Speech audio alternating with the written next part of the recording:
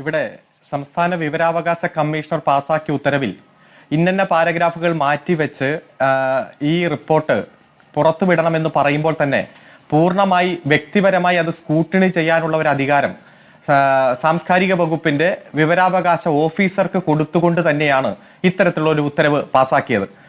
വിവരാവകാശ കമ്മീഷനുടെ ഉത്തരവിന്റെ paragraph 27 page 27 പാര 8 SPIO State Public Information Officer should ensure that the material do not lead to the identification of individual reference in the said report or compromise their privacy. അതിനുശേഷം page 26 paragraph 4 to make operational in the above mentioned orders the State Public Information Officer is directed to personally scrutinize Justice K. Hema Committee report to identify and serve information that is absent from disclosure. ഈ രണ്ടും കൂട്ടി വായിക്കുമ്പോൾ ചില പാരഗ്രാഫുകൾ കമ്മീഷന്റെ ഉത്തരവിൽ പറഞ്ഞിരിക്കുന്നതോടൊപ്പം തന്നെ വിവരാവകാശ officer പേഴ്സണലായി ഈ റിപ്പോർട്ട് സ്കൂട്ടിനി നടത്തി ഏതെങ്കിലും തരത്തിൽ പ്രൈവസി റിവീൽ ചെയ്യപ്പെടുന്ന സാഹചര്യമുണ്ടെങ്കിൽ അത് എക്സംപ്റ്റ് ചെയ്യുവാനും അത് സപ്രസ് ചെയ്യുവാനും കൂടിയുള്ള അധികാരം സാംസ്കാരിക വകുപ്പിന്റെ വിവരാവകാശ ഓഫീസർക്ക് കൊടുത്തുകൊണ്ടാണ് ഈ ഉത്തരവ് പാസാക്കിയത്. ഇതിനോട് ചേർത്ത് ചോദിക്കാനുള്ളത് കൊണ്ടാണ് അതും കൂടി കേട്ടിട്ട് താങ്കൾ മറുപടി പറയണം. വിവരാവകാശ കമ്മീഷന്റെ ഉത്തരവിൽ 5-ാം ഭാഗത്ത് പറയുന്നത് ഏതെങ്കിലും റിപ്പോർട്ടിന്റെ ഭാഗം പുറത്തുവിടുന്നില്ല എങ്കിൽ ആ കാര്യം കൂടി രേഖാമൂലം കൃത്യമായി വിവരാവകാശ അപേക്ഷകരെ അറിയിക്കണം എന്നുള്ളതാണ്.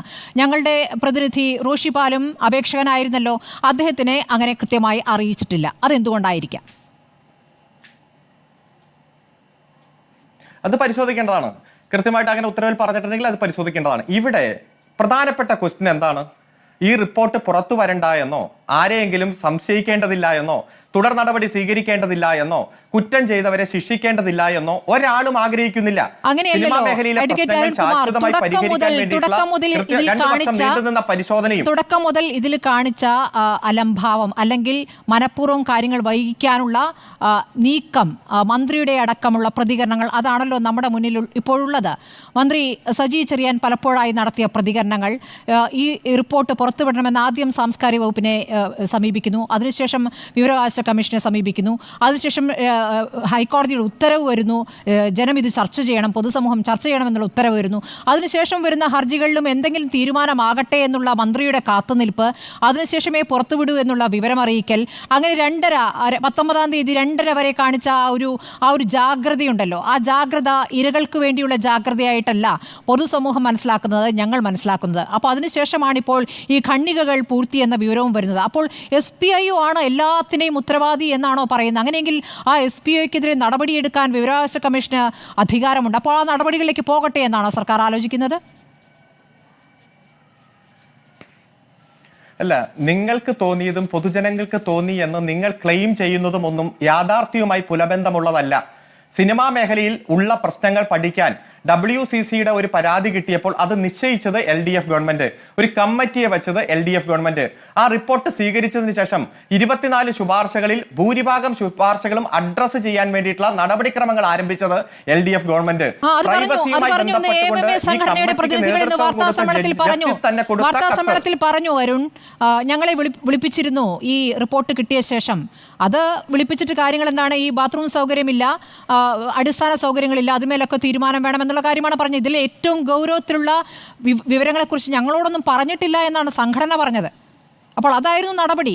ഇതിലെ ഏറ്റവും ഗുരുതരമായ ആരോപണത്തിന്മേൽ അടയിരിക്കുകയായിരുന്നു. അല്ല, പുറത്തേക്ക് വന്ന വിവരമാണ് പറയുന്നത്. താങ്കൾ ഇടയ്ക്കിടയ്ക്ക് ഇടപെടല്ലേ, സമയം തീരാറായി, അതുകൊണ്ടാണ്. ഇവിടെ ആ സംഘടന മര്യാദയ്ക്കായിരുന്നെങ്കിൽ ഇത്തരം പ്രശ്നങ്ങളൊന്നും ഉണ്ടാവില്ലല്ലോ. അപ്പൊ ആ സംഘടന പറയുന്നതല്ല നിങ്ങൾക്ക് വേദവാക്യമായിട്ട് എടുക്കേണ്ടത്. ICC ഓരോ പ്രൊഡക്ഷൻ യൂണിറ്റിലും ആരംഭിക്കാൻ കഴിഞ്ഞു എന്നത് തന്നെയാണ് സംസ്ഥാന വനിതാ കമ്മീഷന്റെയും ഗവൺമെന്റിന്റെയും ഏറ്റവും വലിയ നേട്ടം.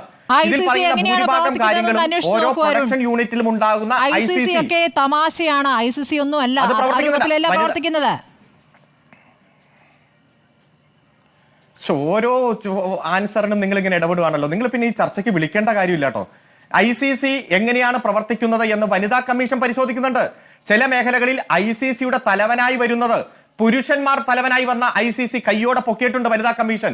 ആ വനിതാ കമ്മീഷൻ അത്തരത്തിൽ തുടർ ഇടപെടലുകൾ നടത്തി ഓരോ പ്രൊഡക്ഷൻ യൂണിറ്റിലും ICC ഉണ്ട് എന്നും ICC മാനദണ്ഡങ്ങൾക്ക് വിധേയമാണ് ഇന്റേണൽ കംപ്ലൈന്റ് കമ്മിറ്റി പ്രവർത്തിക്കുന്നതെന്നും കൃത്യമായി പരിശോധിച്ച് മുന്നോട്ട് പോകുന്ന സാഹചര്യമാണ്.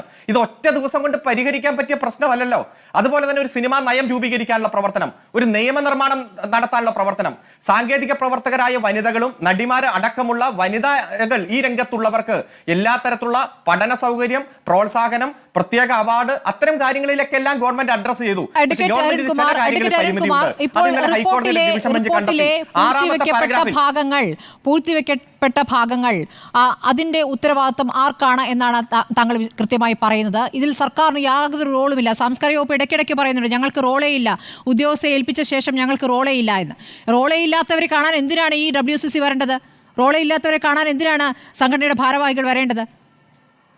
എന്താണ് അപ്പോൾ സാംസ്കാരിക വകുപ്പിന്റെ ചുമതല ഇക്കാര്യത്തിൽ? ഒറ്റ കാര്യം ഞാൻ പറയാം. ഈ റിപ്പോർട്ടുമായി ബന്ധപ്പെട്ടുകൊണ്ട് എന്തൊക്കെ പുറത്തുവിടണം, എന്തൊക്കെ പുറത്തുവിടണ്ട എന്ന് തീരുമാനിച്ചിരിക്കുന്നത് ഒരു ഇന്ത്യൻ പാർലമെന്റ് പാസാക്കിയ നിയമപ്രകാരം സ്റ്റാറ്റ്യൂട്ടറിയായി പ്രവർത്തിക്കുന്ന വിവരാവകാശ കമ്മീഷനും വിവരാവകാശ ഓഫീസറും ചേർന്നിട്ടാണ്. വിവരാവകാശ കമ്മീഷണർ ചില നിർദ്ദേശങ്ങൾ കൊടുത്തു. ആ ഓർഡർ വിവരാവകാശ ഓഫീസർ കംപ്ലൈ ചെയ്തു. Government has no role at all. കൃത്യമായി ഇന്ന് നിയമമന്ത്രി അത് പ്രസ്താവിച്ചിട്ടുണ്ട്. വിവരാവകാശ കമ്മീഷൻ ഉത്തരവിട്ട് നടപ്പായിട്ടില്ല എന്നുള്ളതാണ് നമ്മൾ ചർച്ച ചെയ്യുന്നത്. എന്താണ് സർക്കാർ പരിശോധിക്കാത്തത്? സർക്കാർ എന്താണ്, സർക്കാരിന്റെ റോൾ എന്താണ്? ഈ റിപ്പോർട്ട് വായിക്കാത്ത മന്ത്രി, ചോദിക്കുമ്പോൾ എനിക്ക് റോളില്ല എന്ന് പറയുന്ന മന്ത്രി, പിന്നെ ആരുമായിട്ടാണ് ഈ കോൺക്ലേവ്? ഇതൊന്നും റിപ്പോർട്ട് വായിക്കാത്ത മന്ത്രി എതിരാണ് കോൺക്ലേവ് നടത്തുന്നത്. എന്ത് പരിഹരിക്കാനാണ് കോൺക്ലേവ് നടത്തുന്നത്? അല്ല, നിങ്ങൾക്ക് വാർത്ത വേണം, ബ്രേക്കിംഗ് ന്യൂസ് വേണം. ചിലതെല്ലാം നഷ്ടപ്പെട്ടു എന്ന് ആരാണ് ഇപ്പൊ ആദ്യം പുറത്തു കൊണ്ടുവന്നതെന്ന് ഈ ചർച്ച തുടങ്ങിയപ്പോൾ താങ്കൾ പറഞ്ഞു. ആരെങ്കിലും പുറത്തു കൊണ്ടുവരട്ടെ. ഇവിടെ കൃത്യമായി വിവരാവകാശ കമ്മീഷന്റെ ഉത്തരവ് വിവരാവകാശ ഓഫീസർ പാലിച്ച് പുറത്തിറക്കിയിട്ടുണ്ട്. ആർക്കെങ്കിലും ഒബ്ജക്ഷൻ ഉണ്ടോ? ബഹുമാനപ്പെട്ട ഹൈക്കോടതിയെ സമീപിക്കുകയോ മറ്റേതെങ്കിലും കോടതിയിൽ പോവുക. സർക്കാരിന് സിനിമകളുടെ സ്ത്രീകളുടെ അന്തസ്സ് കാത്തു സൂക്ഷിക്കാൻ ഒരു ഉത്തരവാദിത്വമില്ല. അഡ്വക്കേറ്റ് അരുൺകുമാർ പറഞ്ഞതിൽ നിന്ന് ഞാൻ മനസ്സിലാക്കുന്നതാണ്. സർക്കാരിന്റെ ഉത്തരവാദിത്വം അതികൃത്യമായി. ഒറ്റ മിനിറ്റ്. ഹൈക്കോടതിയുടെ ഡിവിഷൻ ബെഞ്ച് ഇന്നലെ പാരഗ്രാഫ് 6 ഇൻട്രീം ഓർഡറിൽ പറഞ്ഞിട്ടുണ്ട്. സർക്കാരിനെ സംബന്ധിച്ചിടത്തോളം ചില പരിമിതികൾ ഉണ്ടെന്ന് കോടതി മനസ്സിലാക്കുന്നു. ഈ റിപ്പോർട്ട് പ്രകാരം ചില നടപടികൾ സ്വീകരിക്കേണ്ടതുണ്ട്. കോടതി പറഞ്ഞ വേറെ ചില കാര്യങ്ങളുണ്ട്. കോടതി പറഞ്ഞത് എന്താണ്? കേസെടുത്തുകൂടെ, കോടതി ചോദിച്ചത് കേസെടുത്തുകൂടെ എന്ന് ചോദിക്കുന്നു. പരാതി പറയാൻ അഡ്വക്കേറ്റ് അരുൺകുമാർ, പരാതി പറയാൻ പാർശ്വവൽക്കരിക്കപ്പെട്ടവരാണ് ഇതിലെ ഇരകൾ. അവർക്ക് പരാതി പറയാൻ വരാൻ കഴിയണമെന്നില്ല എന്ന് കോടതി പറയാണ്. ഇത് തന്നെയാണ് നമ്മളിവിടെ പറഞ്ഞുകൊണ്ടിരുന്നത്. ഇത് തന്നെയാണ് ഇവിടുത്തെ മാധ്യമങ്ങളും WCC അംഗങ്ങളും പറഞ്ഞുകൊണ്ടിരുന്നത്. ഈ കഷ്ടപ്പെട്ട് ഹേമ കമ്മിറ്റിക്ക് മുന്നിൽ വന്ന് കഷ്ടപ്പെട്ട് കാര്യങ്ങൾ അറിയിച്ചവരെ കൊണ്ട് വീണ്ടും പരാതി നൽകണമെന്ന് പറയുന്നത് എന്തൊരു ഇൻസെൻസിറ്റീവായ നടപടിയാണ്. ഇതാണോ സർക്കാർ ചെയ്യേണ്ടത്? ഇതാണോ സ്ത്രീപക്ഷ നിലപാട്? ഒറ്റ മിനിറ്റ്. ഈ ചർച്ച നയിക്കുന്ന താങ്കളോ ഈ ചർച്ചയിൽ പങ്കെടുക്കുന്ന ആരെങ്കിലും ഏതെങ്കിലും ഒരു കേസ് ഇന്ത്യയിൽ സംഭവം നടന്ന ദിവസം, തീയതി, സമയം, പ്രതി, വാദി, അതുപോലെ ഒരു ഇൻസിഡന്റ് ഇത്രയും ഇല്ലാതെ രജിസ്റ്റർ ചെയ്ത ഏതെങ്കിലും ഒരു FIR-ന്റെ നമ്പറോ FIR-ഓ പ്രൊഡ്യൂസ് ചെയ്താൽ നമുക്ക് അതിൽ നിന്ന് കൃത്യമായി പരിശോധിക്കാം. ഞങ്ങളെ സംബന്ധിച്ചിടത്തോളം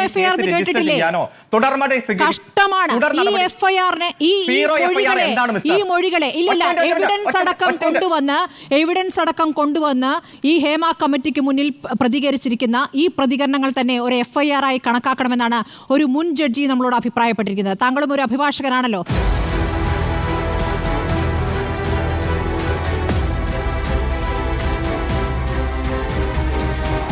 Debate with Smriti Parithikad.